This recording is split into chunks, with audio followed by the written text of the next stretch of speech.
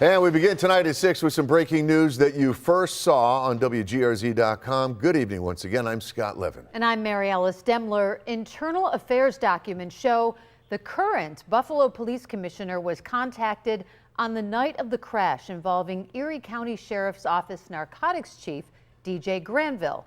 And for the first time, we are learning who knew what and when the night of the crash. Now, the documents show Granville's sister-in-law, Lieutenant Lucia Esquilin, called Craig Macy, who was the chief of detectives at that time, shortly after she arrived on the scene. 2 on your side's Nate Benson was first to obtain those documents, and he joins us now in the studio with the exclusive story. Hello, Nate. Yeah, good evening, Scott and Mary Alice. I sat down with Acting Commissioner Macy earlier today where he explained that Lieutenant Esquilin was simply asking for advice about what to do, but at the time, Chief Macy was not her supervisor. It's been nearly a year since 2 on Your Side Investigates broke the story about Erie County Sheriff's Office Narcotics Chief DJ Granville crashing his county-issued work truck into 7 parked vehicles on Buffalo's west side just before midnight on April 11th, 2024. That story led to an internal affairs investigation, disciplinary action against 5 Buffalo police officers, Granville pleading guilty to reckless driving and leaving the scene of a property damage-only accident, and public scrutiny about a potential cover-up of the entire incident by Buffalo police. 2 on Your Side has obtained the full Buffalo Police internal affairs investigation files related to the DJ Granville case. They include more than 2,100 pages of documents, more than 24 audio recordings, and some of the body-worn camera footage from the night of the crash. The first 911 call about the crash was made just before 11:40 on April 11th, 2024. 911, where's your emergency? One of his tires was already gone. It's a truck that just came down our street and hit a lot of cars. It's a car up on the curb. It's a pickup truck. I'm on Prospect.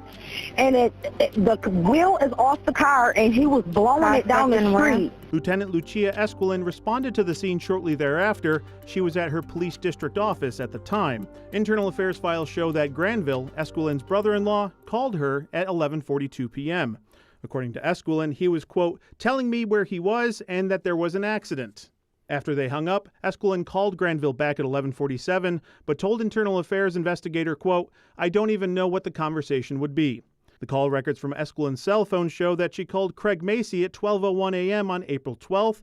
Macy at the time was the chief of detectives for Buffalo Police. He is now the acting commissioner. At the time, he was not Esquilin's supervisor, and Esquilin told the IA investigator that she, quote, wanted advice to make sure that the accident was done properly.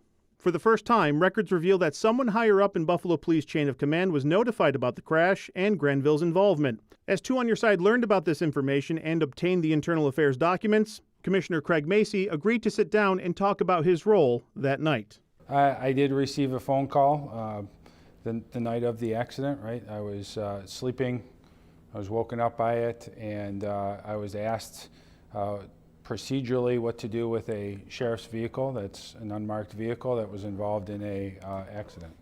Did Lieutenant Esquilin tell you it was Narcotics Chief Granville involved in the crash? She did.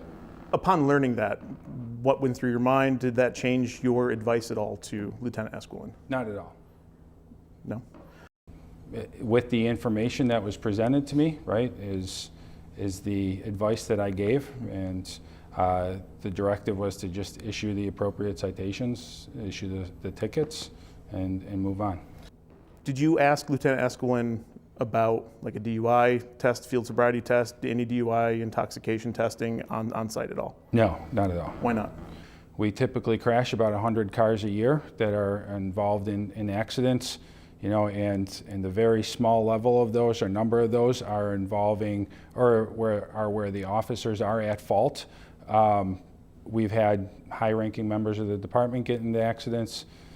I wouldn't jump to that conclusion that there is something nefarious right off the top. Granville was never charged with a DUI. As for a relationship, Macy told the internal affairs investigator that he's known Granville for 6 or 7 years and considered him a friend. Did that at all, do you think, play into a role that's why Lieutenant Esquilin called you? She knew you were a friend of his, give you a call? So I can't speculate on why she called me. With respect to DJ, right? I've had a lot of interactions with him in previous jobs, right? There is professional friendships, I guess you could say, and And again, looking back, I'm well aware of the appearance.